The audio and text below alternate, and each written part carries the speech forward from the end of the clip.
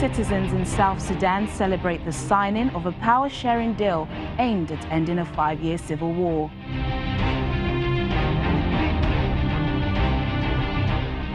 Three candidates launch a legal challenge disputing the results of Mali's presidential election as the country heads for a second-round runoff. And DR Congo's opposition leader, Moise Katumbi, says he will not give up on his bid to stand in this year's presidential election.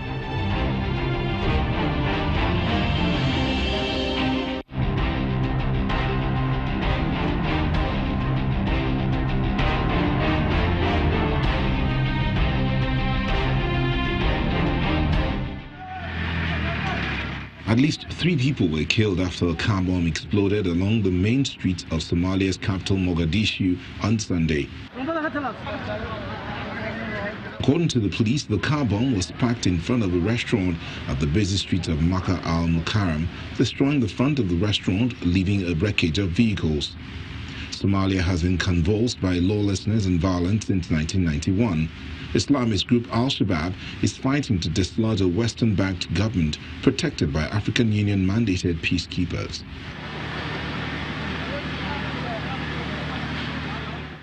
In Zimbabwe, 27 members of the Opposition Movement for Democratic Change, MDC, appeared in court on Saturday, facing public violence charges after 6 people were killed in post-election protests that were met by a military crackdown. The MDC members who were arrested at the party's headquarters were not formally charged by the Harare magistrate, but have been in prison until they return to court. Prosecutors say the accused were positively identified by police and that witnesses would testify against them and were just delivering election results from provinces when arrested. If found guilty, they face up to 10 years in jail. South Sudan's president and rebel group leaders signed a final ceasefire and power-sharing agreement on Sunday, heralding a new era of peace in the country. President Salva Kiir called on every leader to abide by the agreement and end the conflict and war in the country. That the agreement we have just signed today must mark the end of conflict and war in our country.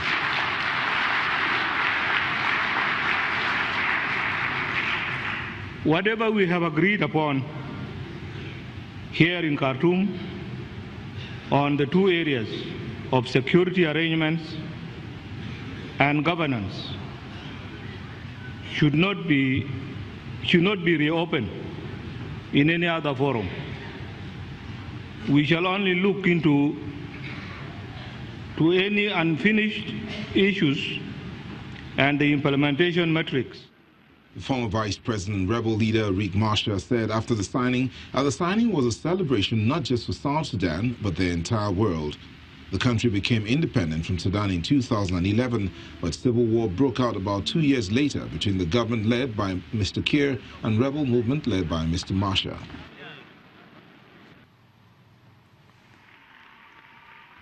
South Sudan's President Salva Kiir has signed a final ceasefire and power-sharing agreement with opposition leader and former Vice President Riek Machar. This new peace deal is expected to usher in an era of tranquility and growth the country longs for. But how did they get to this point? South Sudan gained her independence less than a decade ago in 2011. In a space of 2 years after this, clashes between security forces and rebels of the country's Jonglei state, amongst other disputes on border and oil, left over 600 people dead.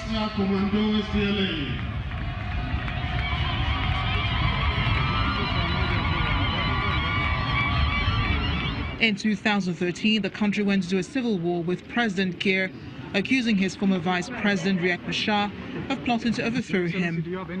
Rebel factions seized control of several regional towns, and thousands were killed and many more fled the country. In the following year, a ceasefire was signed, but was broken time and again, while talks between the 2 parties failed to end the violence that displaced more than 1 million people. In 2016, Kenya's peacekeeping troops deployed to the country initially withdrew, having been unable to protect civilians. They were replaced by Japanese peacekeepers. In 2017, famine was declared in parts of South Sudan in what the United Nations described as a man-made catastrophe caused by civil war and economic collapse. Whatever we have agreed upon. President Kiir declared unilateral ceasefire and launched a national dialogue amidst the crisis, bringing us to the recent signed agreement.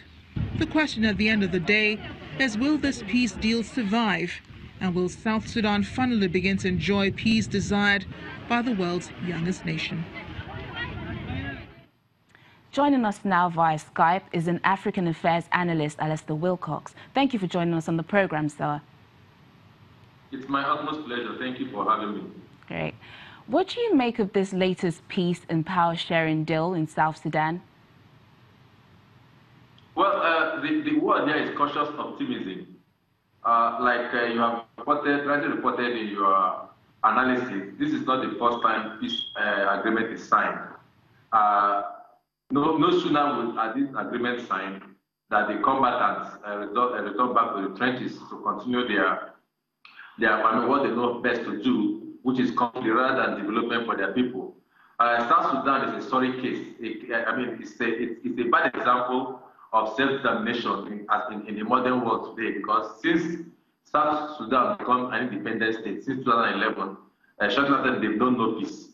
And so whenever people want to give an example of a state of the self-determination struggle not to be the option, South Sudan is really readily coming to mind, and it's very unfortunate. So with this new agreement, I think the entire world is going to have cautious optimism, because let's see if the combatants have really gotten born again and they've come back with their senses, knowing fully well that war, does not want any good.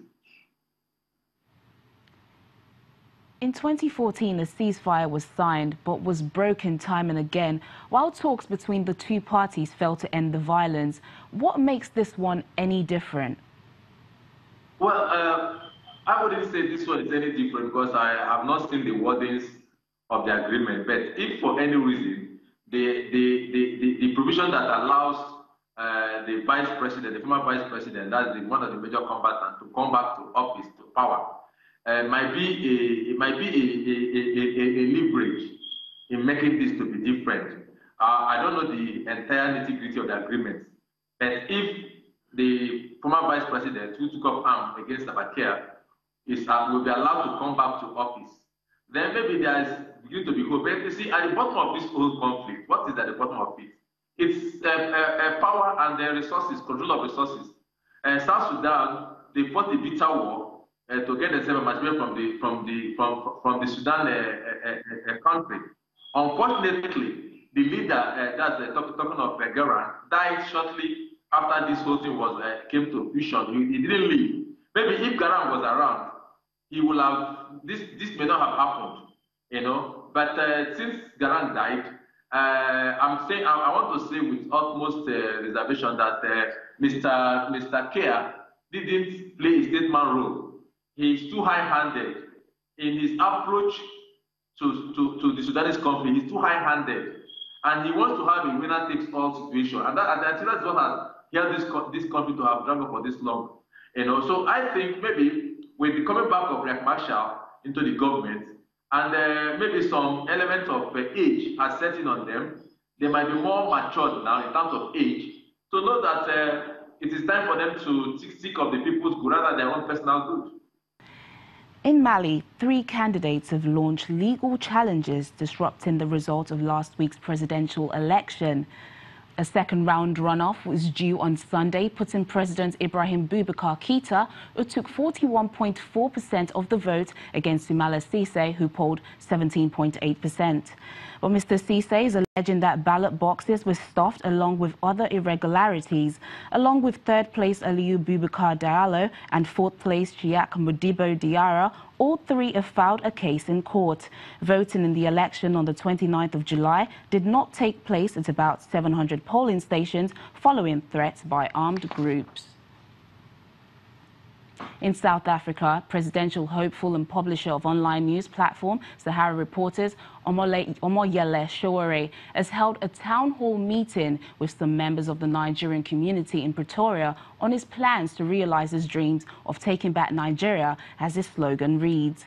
It is one in a series of public engagements across the world. He fielded questions from the audience where he called for changes to be made to the Nigerian constitution. He also believes that beyond foreign investments, many Nigerians abroad will return home in droves once infrastructure, especially power, is restored to normal. On critical sectors like petroleum and power, Mr. Sowore says vested interests exist and must be dismantled for the country to develop. He says he's offering Nigeria a different kind of leadership in 2019. And to those who accuse him of political immaturity, he says he's only exercising his right to speak truth to power.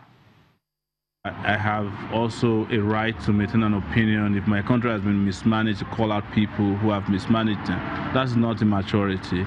It is a matter of fact that I'm speaking truth to those who have been in power, and that for us not to be afraid to say things to their face even when they don't like it. What is immaturity is governing a country the wrong way, even though you might be an old person. That's immaturity. Joining us now to discuss more on this is our South African Bureau Chief, Betty Dibia. Hello, Betty. Hi, Janina. How was the reception from Nigerians to Mr. Sowore?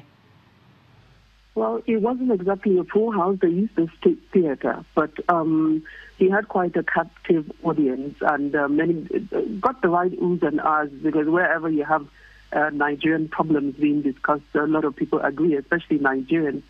So many of those who participated pointed out the problems. A lot of them young people, and they were being told to get involved, not just using social media, but anywhere they can influence family members back home, you know, to be part of what is going on, the political change they would like to see in the country. It was quite an interactive session. So how important is the diaspora in South Africa to his campaign? Well, not just the diaspora in South Africa. Remember, he's part of that too, being based in New York. But the most important thing, the diaspora in Nigeria, according to the Constitution or the Electoral Act, cannot vote. But what they pointed out at the event is that you can vote. Those who can should go home to vote. But those who cannot must make sure they influence their family members to ensure that they vote right in the interest of the country. And they were also told to, given the fact that the diaspora sends back, the remittances from the diaspora gets up to over $20 billion every year, that they have the power to actually influence opinion, influence the thinking of the people that they send money to ensure that they vote right and not just to vote for anyone who bribes them, you know, at the polling stations. That's the basic thing that they talked about. According to the law, they cannot vote if they're out of the country, but they can make effort to influence the decisions of those back home who can. Okay, Betty, did he say anything concerning the xenophobic killings in the country? He didn't exactly speak on the issue of xenophobia, but he talked about what he referred to as the lack of respect from South Africa for Nigeria. He gave a personal experience while he was coming into the country with the people he was coming with from Nigeria and the treatment that they allegedly got at the airport. So he blamed it all on Nigeria and the government in Nigeria, saying that if you want respect outside, you must respect yourself and your conduct within your country. So he was specifically asked about the foreign policy and Nigeria insisting on getting respect from other countries. But he says that must start from within. What you do within with your people, what you do within, and how you interact with other countries as well. But they look at what you do within your country, and that will earn you respect outside. Please stay with us.